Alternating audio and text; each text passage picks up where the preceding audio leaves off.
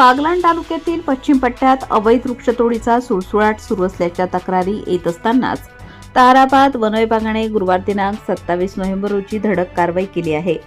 साल्हेर वनपरिक्षेत्रात अवैध लाकूड वाहतूक करणारा एक ट्रक वन कर्मचाऱ्यांनी शिताफीने पकडला असून या कारवाईमुळे लाकूड तस्करांचे धाबे दणाणले आहे। ताराबाद पूर्व वनपरिक्षेत्रांतर्गत येणाऱ्या साल्हेर परिमंडळात मोठ्या प्रमाणावर अवैध वृक्षतोड सुरू असल्याची माहिती वन विभागाला मिळाली होती।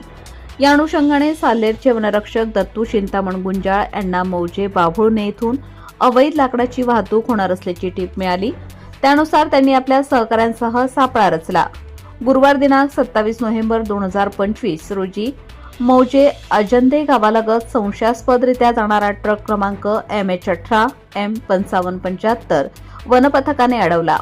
या वाहनाची तपासणी केली असता त्यात आंब्याच्या लाकडाची अवैध वाहतूक केली जात असल्याचे उघड झाले। विशेष म्हणजे चालकाकडे लाकूड वाहतुकीचा कोणताही परवाना आढळून आला नाही। वनरक्षक दत्तू गुंजाळ यांनी तात्काळ घटनास्थळी वाहनाचे GPS रीडिंग घेत पंचनामा केला। या प्रकरणी ट्रक चालक आणि ट्रक मालक राहणार मालेगाव यांच्या विरोधात महाराष्ट्र वृक्षतोड अधिनियम 1964(3) अन्वये गुन्हा दाखल करण्यात आला आहे। बागलाणच्या पश्चिम पट्ट्यात हजारो हेक्टर वनक्षेत्र आहे।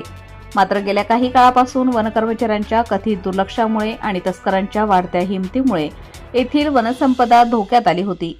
याबाबत वृत्तपत्रातून सातत्याने आवाज उठवला जात होता। तसेच निसर्गप्रेमींकडून कडक कारवाईची मागणी होत होती। या पार्श्वभूमीवर साल्हेर वन विभागाने केलेली ही कारवाई महत्त्वपूर्ण मानली जात आहे। या धडक कारवाईमुळे परिसरातील अवैध वृक्षतोड करणाऱ्यांचे व लाकूड तस्करांचे धाबे दणाणले आहेत। प्रबंधभूमी महाराष्ट्र न्यूजसाठी विशाल बच्चाव, जायखेडा। ताज्या व महत्त्वाच्या बातम्या बघण्यासाठी प्ले स्टोअरवर जा, प्रबंधभूमी ॲप डाउनलोड करा व या धावपळीच्या जीवनात अपडेट रहा।